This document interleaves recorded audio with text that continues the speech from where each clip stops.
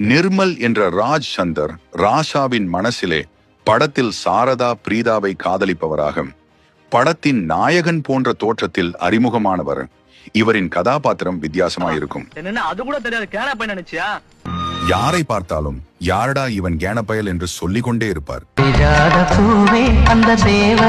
இவர் தோன்றும் பாரிஜாத பூவே பாடலிலும் அந்த வார்த்தையை சொல்வார்.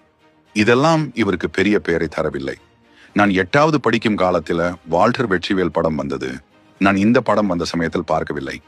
பல மாணவர்கள் இந்த படத்தை தியேட்டர்ல பார்த்துட்டு ஸ்கூல்ல வந்து பெருமை பீத்தலாக சொல்லிக் கொண்டிருப்பார்கள். அதில் கபாலியாக வரும் பொன்னம்பலத்தை பத்தி தான் அதிகம் பேசுவார்கள்.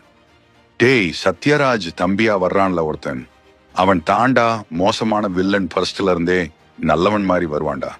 சுகன்யாவை கட்டையால அடிக்கிறவனே அவன் தாண்டா என ராஜ் சந்தரை பத்தி தான் அதிகம் பேசுவார்கள்.